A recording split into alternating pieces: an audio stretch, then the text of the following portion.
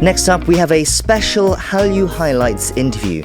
Now, when we think of Hallyu or the Korean cultural wave, we often think of K-pop or K-dramas, but of course it can encompass much more, including games, literature, and classical music.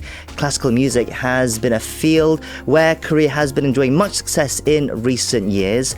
And today we have returning to the show someone who's been a leading figure in that regard. She's the first concertmaster of the renowned German Orchestra Staatskapelle Berlin. She was the winner of numerous competitions and awards, including the Carl Nielsen Competition and the David Oistrakh Competition. And she joins us today ahead of the 2024 Orchestra Festival, the largest and oldest symphony festival in Korea. She will in fact be kicking off the festival with the opening concert as well with the KBS Symphony Orchestra. I'm delighted to welcome back to the show violinist Lee Jiyoon. Ms. Lee, hello and welcome. It's wonderful to have you with us today. Thanks for having me back. Well, actually, this is the first time we are meeting because I say welcome back because, of course, you are here under the previous host of Korea24, Henry Shin, back in 2018. So it's been 5.5 years. Right. So can you tell us what you've been up to during this time? Well, I've grown a lot myself. Musically, I've been working a lot in Berlin with my orchestra, and now I'm also a teacher. I have a full class of 6 students at the university in Berlin where I used to study. And yeah, it's all going very well with me. For our listeners who might not be familiar with your story, can you remind us of how you got started in music? I understand that you were born in Korea and you began playing the violin at 4 years old. That's correct. Well, I come from a very musical family. My mom is a pianist and my aunt is a cellist. And it was very natural for me to play an instrument myself since I'm the only daughter in the family. And that's how it all began. And I studied in Korea, and I moved to Berlin to study there, my master's. And then luckily I got the job. So now I've been living in Berlin since almost 11 years. And it's always, of course, a delight to come back home. And to me, coming back, it is every time it is so special. Sure, and can you tell us more about your role with the orchestra in Berlin as well, the Staatskapelle Berlin? I mean, it's pretty incredible. You are the first concertmaster, the first Asian concertmaster, and the youngest for the orchestra as well, I believe, in its very long history, right? Right. So the orchestra holds more than 450 years of history. And in fact, I'm the first Asian female concert mistress in the orchestra. And so you might wonder what is actually the job of a concertmaster. And from my perspective, it is so my role in the orchestra is to connect the whole orchestra with the conductor. I'm kind of a diplomat of the entire group of 120 people, and especially when there's a situation with conflicts, or if I have to be the fastest one to realize, okay, what does the orchestra need at the moment? In terms of rehearsals, do we need to repeat some places? Do we need to play the piece through? Do we need this particular place to be repeated? So I'm kind of, I always have to have this kind of eagle's view of what's going on. Sure. Yeah. So it's a bit like a captain on a sports team then, where the conductor would be, I guess, the head coach or manager, and you'd be the captain of the players as such. Right. Yeah. It's an equivalent of Sure. captain of the team. And when you were here in 2018, you were pretty much just getting started as a concertmaster. But now you've been in that role for 5 years. You said you've grown a lot. Can you tell us about what it's been like as well? Now you're 5 years in. Oh, sorry, more than 5 years. 7 years in. Right. Yeah. 6 years, sorry. My apologies. It's been very interesting and also very intense for me, also because it was my first job ever. And, me, being a native Korean, I'm coming to Germany and now I have German colleagues, and as you know, in Berlin, everything's in two. So there are two opera houses, there are two universities, everything's in two because of the history. And my orchestra particularly comes from East Berlin. And for me, the biggest challenge was, of course, the language, but also the just the difference in terms of culture and the mentality. I come from a background where I was more or less very influenced by the American culture, growing up here, and then suddenly you have to kind of shift your daily life to this kind of very European, way of living and way of thinking, and they have different tempo in their lives, and they actually do have time to sit and have coffee outside every day.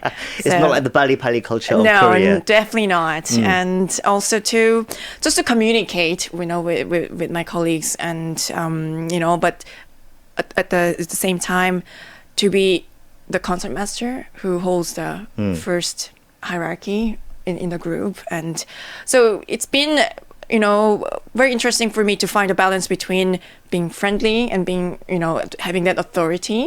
And well, as you all know, it's all about the balance. Sure. So do you feel more comfortable in your role now? I'm guessing when you started you must have been quite nervous, but now you're quite a seasoned concertmaster. You've been there for several years. Do you feel calmer? Do you feel perhaps more in control and more senior in your role now? Absolutely. I've established also a very good relationship with my colleagues, and they're very supportive people. And and then I do feel like I'm part of the family. And that it is always so exciting, than to me, being in Berlin alone, and I have whole family behind me, and this is a great feeling, of course. Sure. So then, over those years now, how has your relationship with music developed over the years as well? Because I understand you're still performing as a soloist as well as working with the orchestra in Berlin. I imagine you've been through a lot as well. As you said, you've become a teacher as well. Right. So how has your relationship with music developed, would you say? Well, one thing has become very clear to me. So music is not a job, it is a lifestyle. So it's not something I can just switch off in my head and have 2 days free, and because it's always going on, even, when I come home after a 6-hour show, I can't just get rid of music in my head and just go to bed, It's somehow, it grows so deep inside you. And you might think that because the playing time for me, like physically playing, is so much. It's become very, very, a big part of my daily life. But I mean, in terms of that, I need some physical break, of course. Sure. Just in terms of that, music going on in my head, it just never stops. It never stops. Yeah, it never does, and I'm really happy that it never does. Also, because it's music has really become one of the most important part of my life, and I will never be able to imagine, living my life without music being around. And it is a profession, of course, but before that, I think it is definitely a lifestyle. Do you feel the same excitement, perhaps, as you did when you were younger, perhaps when you were teenage years or in your 20s? Or is it changed now? Is it more comfortable? How does it feel now? So in my early years of learning the instrument, because learning an instrument is, it follows with a lot of pain and frustration, of course, because as much as it seems so easy, it is a very difficult thing to play the violin, for example. Sure. So, but after so many years, and now that I'm a professional violin player, that it's become definitely more comfortable. I've found my comfort zone, and it is something I do just as like brush my teeth or eating lunch. Sure. Well, you're back here in Korea to perform for the 2024 Orchestra Festival, the 교향악 축제. So you said you loved performing in Korea, of course. Can you tell us about what it's like to come back and perform in Korea? Do you feel any extra burden? What's it like? Is it different to performing elsewhere? It is definitely different because the Korean public is so special. Right. Okay. They're the most enthusiastic people I've met in concert halls. I've been to many different countries, on as a soloist or on an orchestra tour, but the Korean public, they are extraordinary, and this is always such a welcome and such support and such energy I get in return from them, and this is also my inspiration, of course. And of course, me being the native Korean, for me it's always coming home, and I do feel like people are even more supportive to have a Korean soloist or a Korean concertmaster, being on stage. Sure. I've even heard that from non-Korean performers who come to Korea. They love the audience, the reaction they get from the audience as well here in Korea. Do you not feel any other burden, anything like that, when you perform here? Responsibility as such? Yeah, most definitely, because I want to really bring my A game, on stage. But actually not an extra burden, I would say. I think it's just more welcoming, and I try to enjoy it as much as possible. And can you tell us about this concert tomorrow? What will you be performing?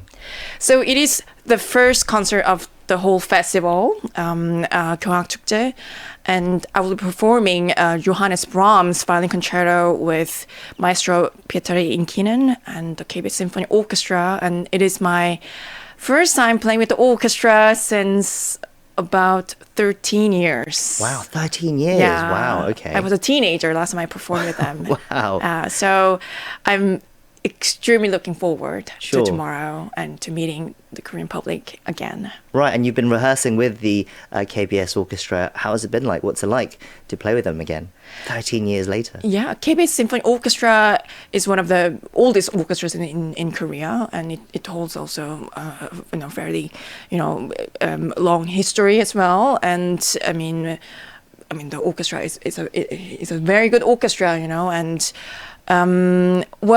I do recognize a few faces from 13 years ago. Oh, really? Yeah. That's interesting. Like a few 선생님, who used to be there. They are, some of them are still there. But today I recognize that a lot of, changes also happened, since last time I saw them.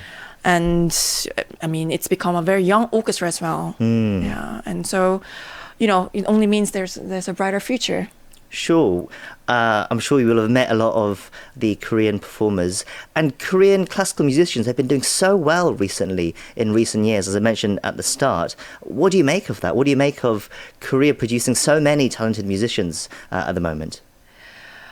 Well, I must say Koreans are very hardworking people.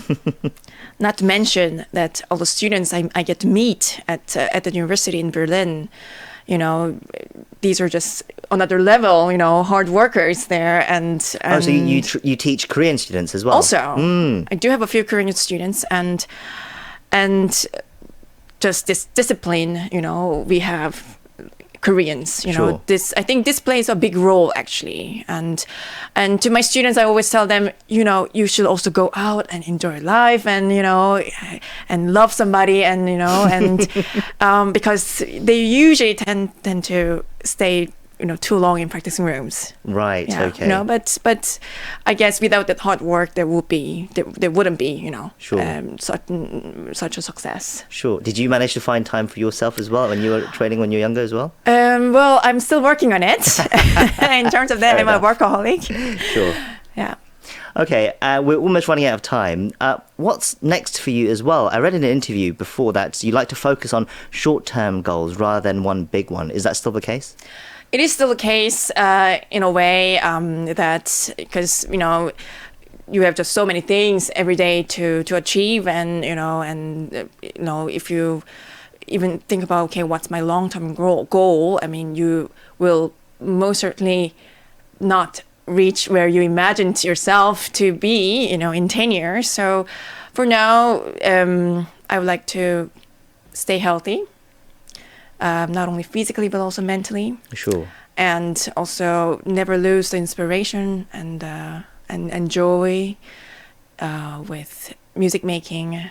And well, currently I'm trying to fit in a little more chamber music playing, because I recently found out that gives me also a very, very good energy and inspiration. Yes, well, we certainly hope you don't lose your joy and you continue to perform and delight the audiences with your music. And on that note, we do have a special treat for our listeners today as well. I understand that you'll be playing us out today. Can you tell us briefly about the piece you have chosen and why you've chosen it?